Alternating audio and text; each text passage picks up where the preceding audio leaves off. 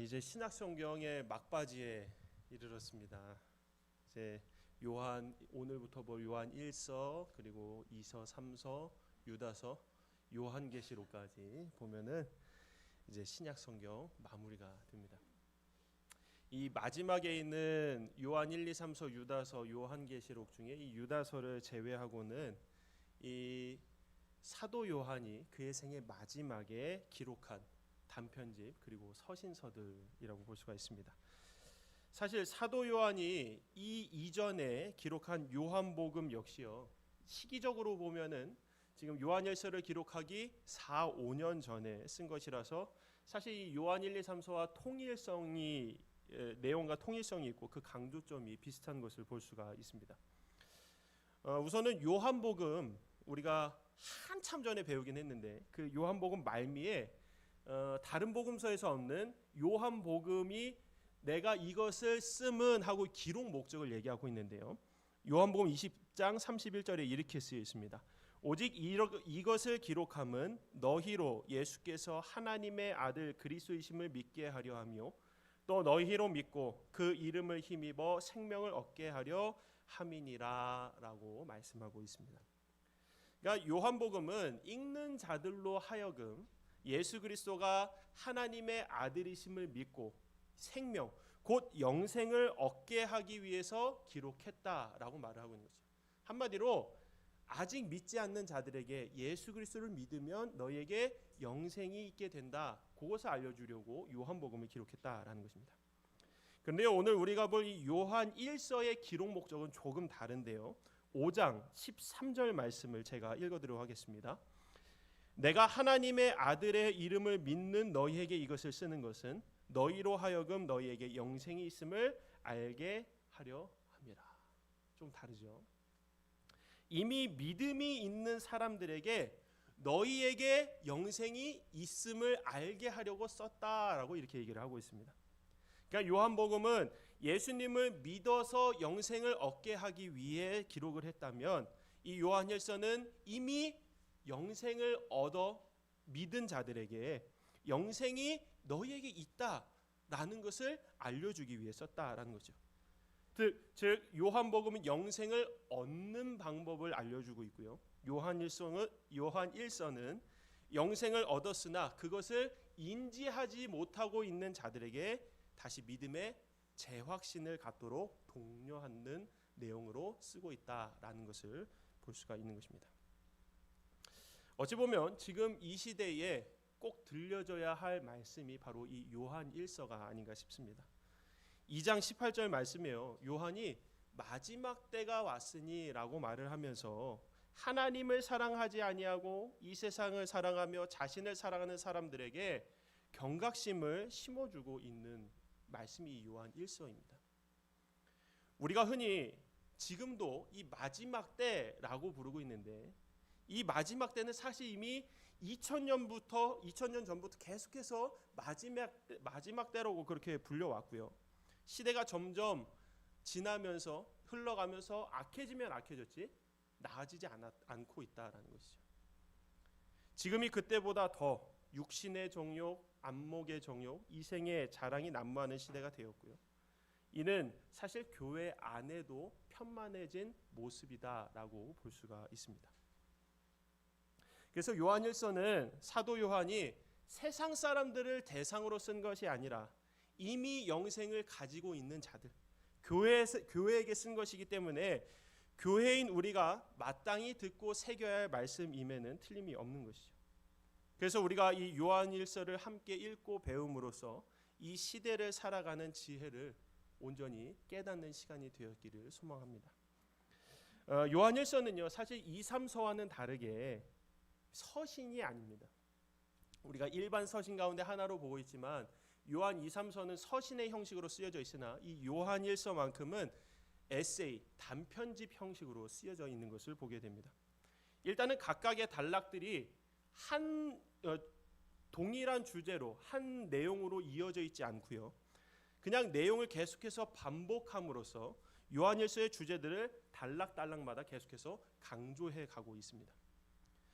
요한일서에는 여러 주제들이 있는데요. 교제, 그리고 사랑이 자주 언급되고 있고요. 한편으로는 분열과 미혹에 대해서도 자주 언급을 하고 있는 것을 볼 수가 있게 됩니다.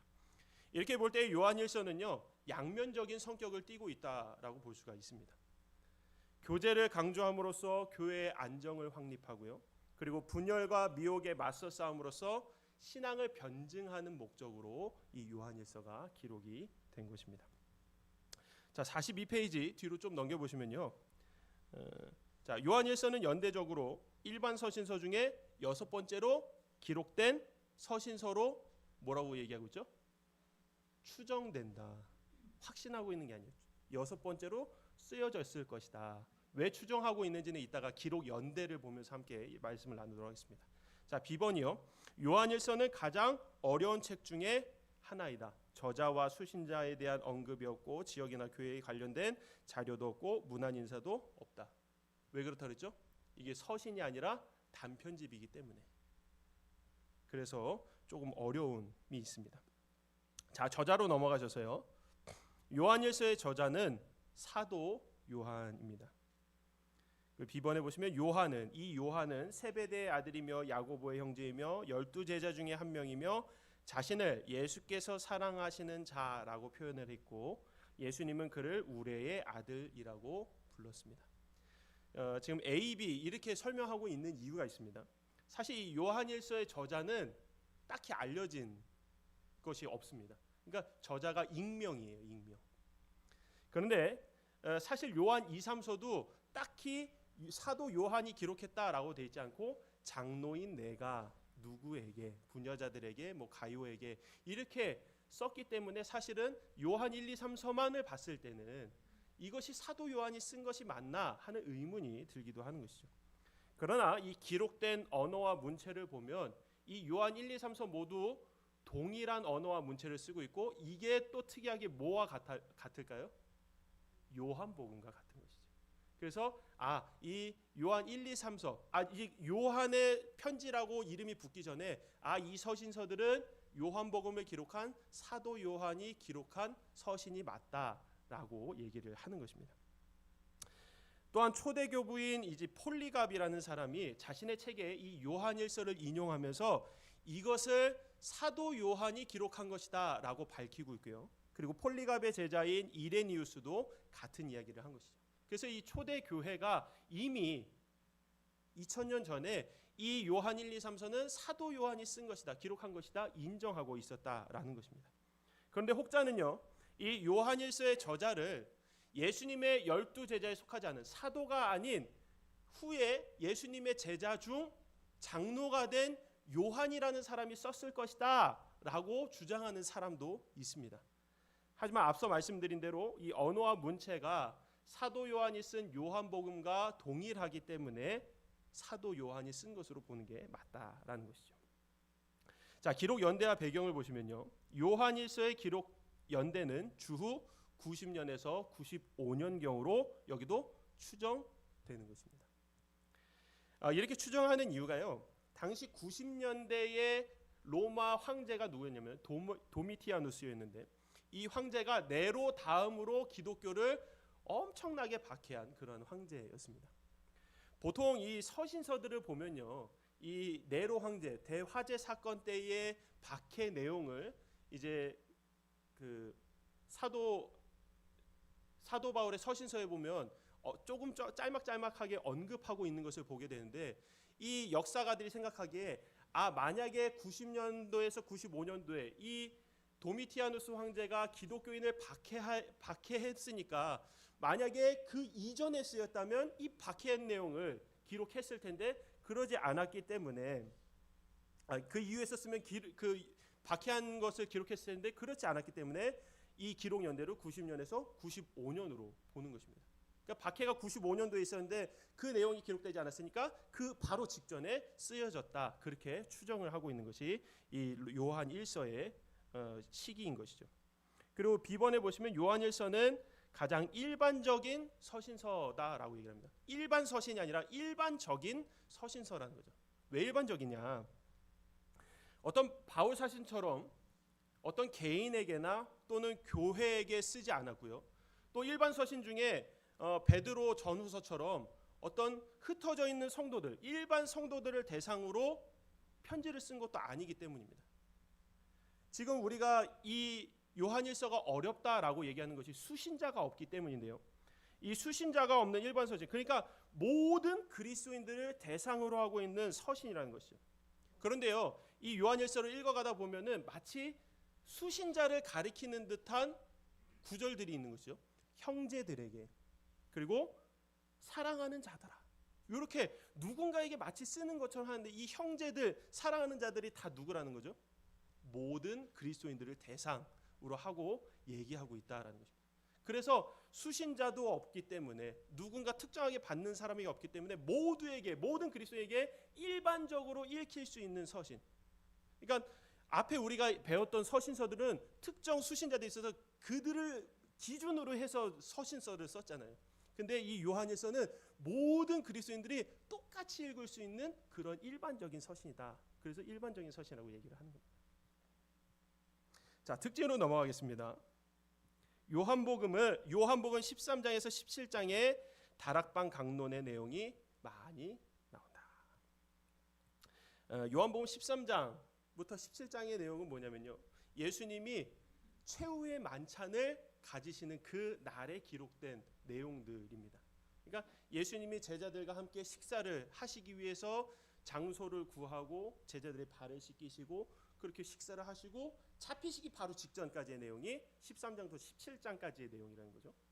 근데 이 내용이 지금 요한일서에 동일하게 기록이 되어 있다라는 겁니다.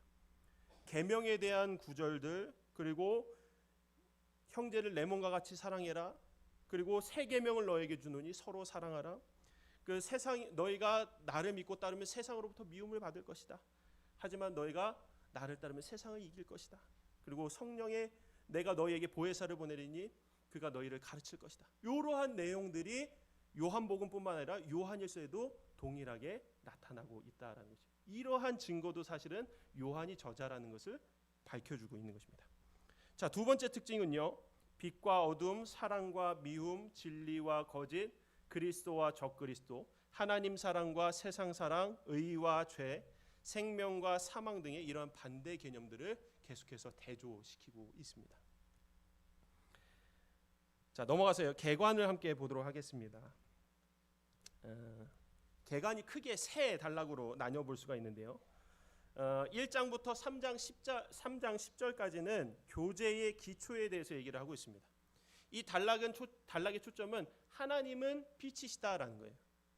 그래서 교제에서 중요한 것은 성도가 하나님을 닮은 세상의 빛으로서 거룩을 실천하는 것이기 때문에 항상 이 거룩을 실천하기 위해서는 빛 가운데 행해야만 한다라고 얘기를 하고 있습니다. 그리고 하나님과의 교제에서 필요한 것은 그리스도 안에서 거함으로써, 주님 안에 있음으로써 함께 서로 교제하는 것이 가능하다라는 것이죠.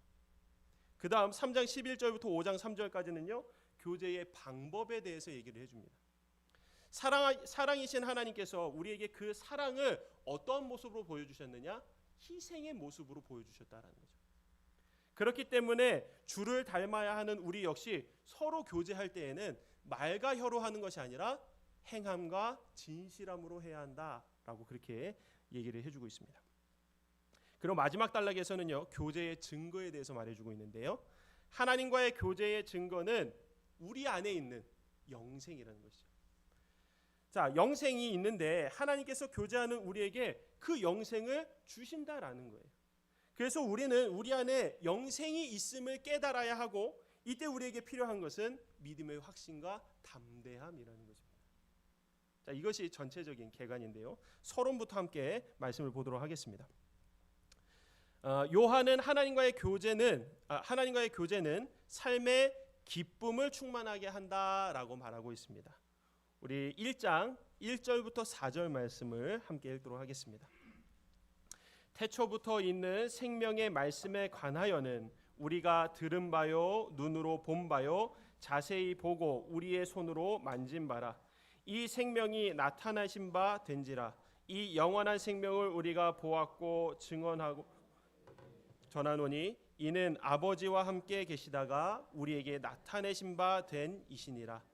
우리가 보고 들은 바를 너희에게도 전함은 너희로 우리와 사귐이 있게 하려 함이니 우리의 사귐은 아버지와 그의 아들 예수 그리스도와 더불어 누림이라. 우리가 이것을 쓰면 우리의 기쁨이 충만하게 하려 함이라. 아멘.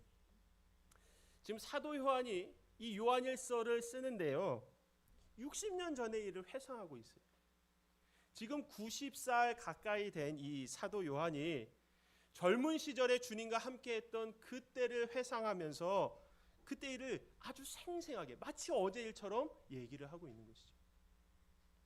요한은 지금 자신이 직접 눈으로 목격한 것을 증언하고 있는 것입니다.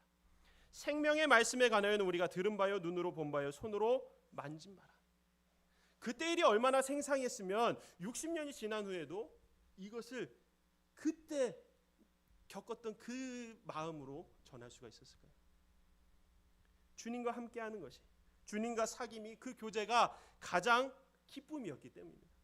그 시절이 가장 기뻤던 시절이었기 때문입니다.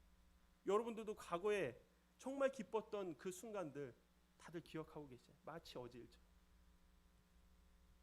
저도 첫째 아이가 태어났을 때가 아직도 눈에 생생해요. 제가 제 품에 그 안을 쓸 때 그 주름진 얼굴 얼마나 이뻤는지 모릅니다. 다들 그러시잖아요. 그 정말로 기뻤던 그 순간은 지금 생각해도 생생해요. 사도 요한이 그랬던 것이죠. 예수님과 함께했던 그 순간들이 잊혀지질 않는 거죠. 지금 요한일서를 쓰는 이 순간에도 마치 어제 일을 바로 쓰듯이 그렇게 기록을 하고 있는 것입니다. 그래서 이 서신의 기록 목적이 이미 이 서론에서부터 나타나고 있는 거예요. 너희로 하나님과 그의 아들 예수 그리스도의 사귐이 있게 하려 함이라. 이것입니다. 그래서 이 교제를 통해 기쁨이 충만하게 되는 것, 이것이 사도 요한의 그리스도인들을 향한 바람인 것이죠. 자, 뒤로 넘기셔서요, 교제의 기초에 대해서 보겠습니다. 교제의 기초, 하나님과의 교제는 신자의 거룩의 실천을 요구합니다. 요한은요, 신자와 하나님과의 교제는 신자의 거룩과 죄에 대한 고백을 요구한다라고 말하고 있습니다. 우리 7절부터 10절까지 말씀 함께 읽도록 하겠습니다.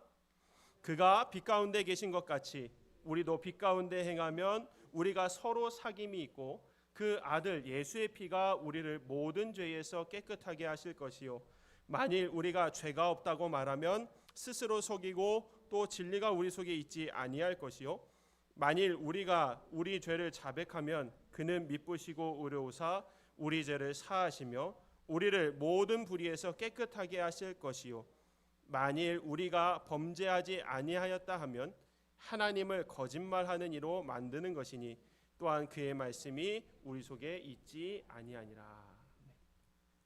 그가 빛 가운데 계신 것 같이 빛이신 주님과 교제하기 위해서는 우리도 그 빛으로 나아가야만 한다라고 말씀하고 있습니다. 그런데 빛 가운데 거하다가도요, 죄를 지을 수 있다는 것이죠. 죄라는 것이 사실 어둠 아니겠습니까? 근데 우리가 빛 가운데 거하고 있으면서도 이 어둠인 죄를 짓는다라는 거예요. 그때에 우리가 하나님께 죄를 자백하면 미쁘시고 의로우신 하나님께서 우리의 죄를 능히 사해 주신다 말씀하고 있습니다. 기본적으로 이 지금 요한일서의 말씀을 받는 자들이 다 신자들이죠. 믿는 사람들이에요. 신자는 사실 이 죄와 싸우는 사람들 아니겠습니까? 모두가 이 죄와 싸우면서도 날마다 죄를 안 지을 수 없다는 것을 알고 있기 때문에 보통 이 죄에 대해서, 짓는 죄에 대해서 두 가지 반응들인 거죠. 잘 믿는 사람들의 반응이에요. 전전긍긍. 내가 죄를 지었네. 어떡하지? 전전긍긍하거나, 아니면 반대로 익숙함의 반응이 없는 거예요. 똑같은 죄를 날마다 지으니까 이게 죄인지도 사실은 까마득히 잊어버린 거죠. 여러분은 이 지은 죄에 대해서 얼마나 깨어 계십니까? 죄를 지을 때마다 회개하고 계십니까?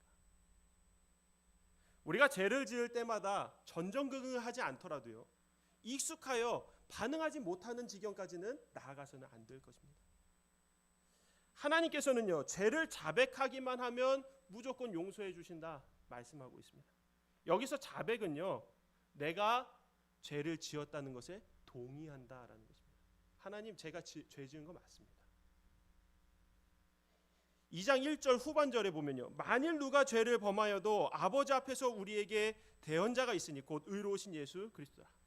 우리의 자백은요, 바로 대언자이신 예수 그리스도를 통해서 사함받을 수 있도록 예수 그리스도께서 정죄하셔서 하나님께 드린다라는 거예요. 그렇기 때문에 하나님께서 우리가 우리의 죄를 자백했을 때 우리의 이 날 것을 하나님께서 받으시는 것이 아니라 예수님께서 정죄하신 그 정죄된 것을 하나님께서 받으셔서 회개해 주신다는 거죠. 예수 그리스도를 통하지 않고서는 우리의 죄는 결코 사함 받을 수가 없다는 것입니다. 자, 2번 보시면요, 요한은 신자와 하나님과의 교제는 말씀에 대한 신자의 순종과 형제 사랑을 요구한다고 말씀하고 있습니다. 자, 신자가 주님을 안다는 참 증거는 뭐라고요? 그의 계명을 지키는 것이라고 말해요. 우리 3절부터 2장 3절부터 5절 말씀 함께 읽겠습니다. 우리가 그의 계명을 지키면 이로써 우리가 그를 아는 줄로 알 것이요 그를 아노라 하고 그의 계명을 지키지 아니하는 자는 거짓말하는 자요 진리가 그 속에 있지 아니하되 누구든지 그의 말씀을 지키는 자는 하나님의 사랑이 참으로 그 속에서 온전하게 되었나니 이로써 우리가 그의 안에 있는 줄을 아노라. 신자가 하나님을 아는 증거가 바로 그분의 계명을 지키는 것이라고 말씀하고 있습니다. 그래서 반대로 계명을 지키지 않는 것은 하나님을 안다라고 거짓말하는 것일 뿐이고 진리가 진실함이 그 속에 없다라는 것이죠. 그래서 6절 말씀해 보시면 그의 안에 산다고 하는 자는 그가 행하시는 대로 자기도 행할지니라. 그래서 신자가 따라야 할 유일한 모델이 누구라고요? 예수 그리스도인 거죠.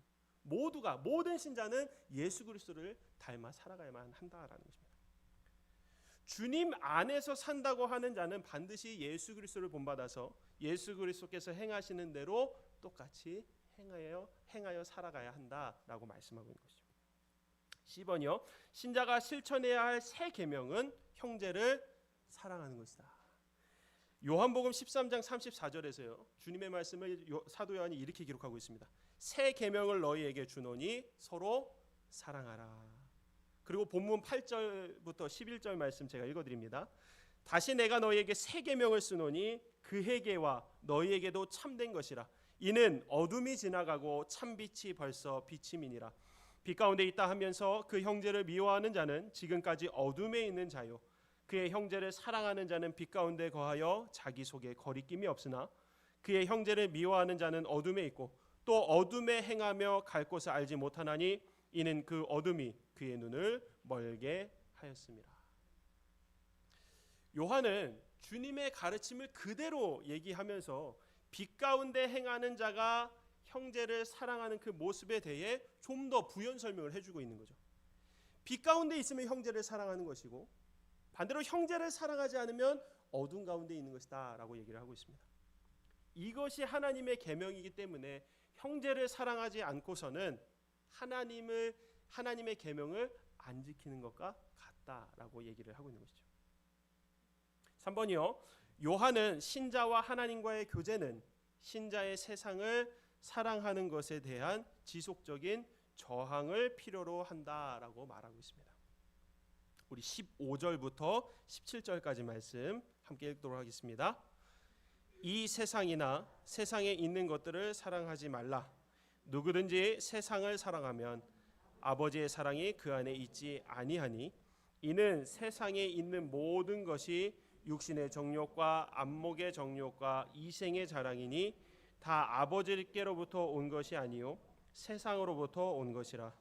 이 세상도 그 정욕도 다 지나가되 오직 하나님의 뜻을 행하는 자는 영원히 거하느니라. 이 요한은 영적 성숙의 과정에서요 각각 다른 단계에 있는 신자들, 자녀, 아비, 청년들에 대해서 필요한 지침들을 주면서 영적으로 성장하는 데 있어 가장 큰 문제는 큰 걸림돌은 사실 세상을 사랑하는 것이다 라고 얘기를 하고 있습니다. 우리 그리스도인들이 주님 안에서 성장하는 데에 가장 큰 걸림돌이 바로 세상 사랑이라는 것이죠. 그래서 요한은요 세상을 사랑하지 말라고 얘기하면서 세 가지를 우리에게 알려주고 있습니다. 세상의 유혹을 어떻게 받느냐? 안목의 정욕, 육신의 정욕, 이생의 자랑. 이 세 가지 모습으로 항상 우리를 유혹한다라는 거예요. 세상의 유혹은 어떤 유혹이든 바로 이 세 가지와 연관이 되어 있는 것을 볼 수가 있겠습니다. 최초의 범죄, 아담과 하와의 범죄죠. 뱀이 하와를 꼬실 때에 뱀이 하와를 유혹할 때에도 바로 이 세 가지가 고스란히 들어가 있는 것을 보게 됩니다. 또 신약 시대에 와서 마귀가 예수님을 시험할 때 이 세 가지가 고스란히 들어가 있습니다. 그렇다면 이 유혹 앞에서 우리의 모습은 어떨까요? 예수님과 같을까요? 아니면 하와와 같을까요?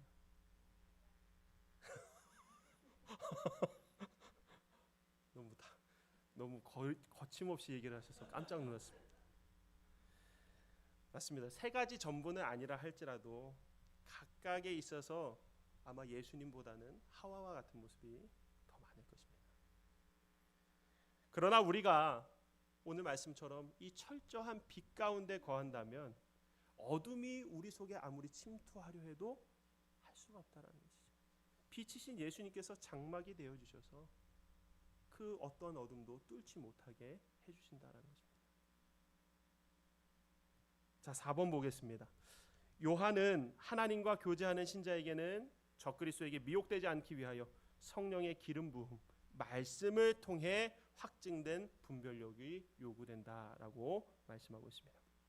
우리 2장 22절부터 24절까지 말씀 함께 읽도록 하겠습니다. 거짓말하는 자가 누구냐? 예수께서 그리스도이심을 부인하는 자가 아니냐? 아버지와 아들을 부인하는 그가 적그리스도니 아들을 부인하는 자에게는 또한 아버지가 없으되 아들을 시인하는 자에게는 아버지도 있느니라. 너희는 처음부터 들은 것을 너희 안에 거하게 하라. 처음부터 들은 것이 너희 안에 거하면 너희가 아들과 아버지 안에 거하리라. 아멘. 신자가요, 하나님의 말씀을 공부하면 공부할수록 분별력이 생깁니다. 근데 여기서 중요한 것은 단순히 공부만 해서 되어지는 것이 아니라는 것이죠. 공부를 할 때에 진리의 영이신 성령 하나님께서 이것이 참으로 하나님의 말씀이다라는 것을 우리 마음 가운데 확증시켜 주실 때에 그것이 우리의 분별력이 된다라는 것입니다. 이렇게 분별력이 생기게 되면 우리가 쉽게 미혹되지 않을 수가 있다라는 것이죠. 그런데요, 흔히 이단에 빠진 사람들을 보면은 이 분별력이 없기 때문에 빠지죠. 근데 의외로 교회 다니는 많은 사람들이 이단에 빠진다는 것입니다. 아니, 세상 사람들보다 이 교회에 다니는 사람들이 어찌 더 많이 빠질 수 있을까요? 세상 사람들은 아예 말씀을 접하지도 않았는데 그만큼 교회 안에서도 말씀을 날마다 읽음에도 그 안에 분별력이 생기지 못해서라는 것입니다. 우리가 말씀을 읽고 배울 때에요, 그래서 꼭 기도가 동반이 되어야 하는 것입니다. 우리가 말씀을 배우기 전에 꼭 이렇게 기도하셨으면 좋겠습니다. 하나님, 오늘 듣는 말씀이 내 영의 산성이시오 방패가 되시오. 그 어떤 유혹이 내게 있을지라도 성령 하나님께서 능히 분별하도록 도와주시옵소서. 이렇게 기도하며 말씀을 날마다 배우고 공부할 수 있는 여러분이 되시기를 소망합니다. 우리 5번입니다. 요한은 신자와 하나님과의 교제는 신자의 의의 실천이 요구된다라고 말하고 있습니다. 우리 3장 2절과 3절 말씀 함께 읽겠습니다. 사랑하는 자들아, 우리가 지금은 하나님의 자녀라. 장래에 어떻게 될지는 아직 그가 나타나시면 우리가 그와 같을 줄을 아는 것은 그의 참모습 그대로 볼 것이기 때문이니 주를 향하여 이 소망을 가진 자마다 그의 깨끗하심과 같이 자기를 깨끗하게 하느니라.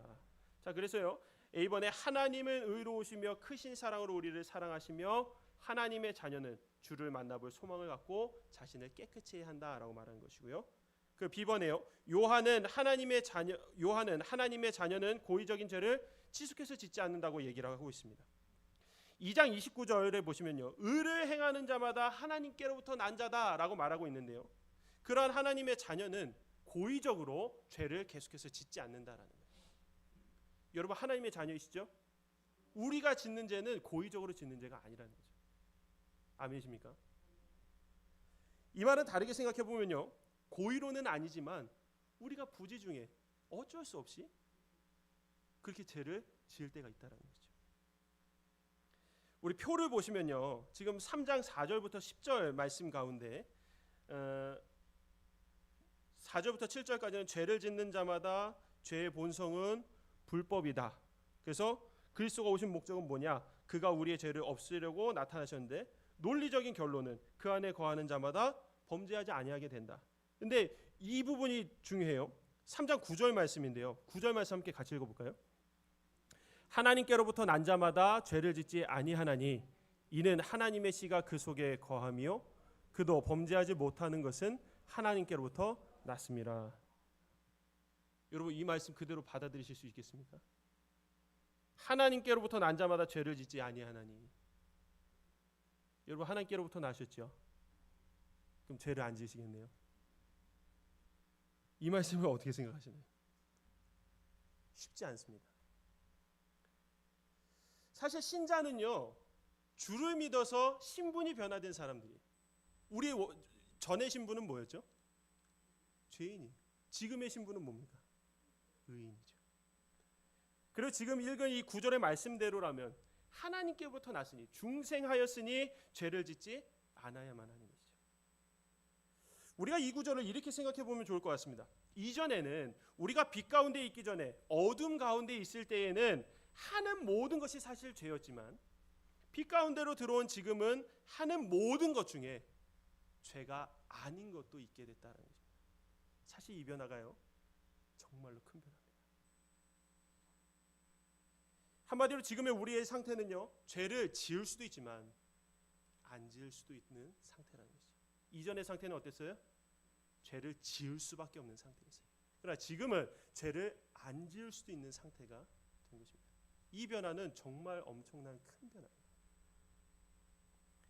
이제 우리는 하나님의 자녀로서 고의적으로 반복적으로 습관적으로 죄를 짓지 않을 수가 있게 되었다는 거죠. 인생 가운데 어쩔 수 없이 짓는 죄들이 있을 수는 있습니다. 그러나 우리가 일부러 그렇게 하는 것은 아니라는 것입니다. 그럼 이런 질문이 있을 수도 있겠죠.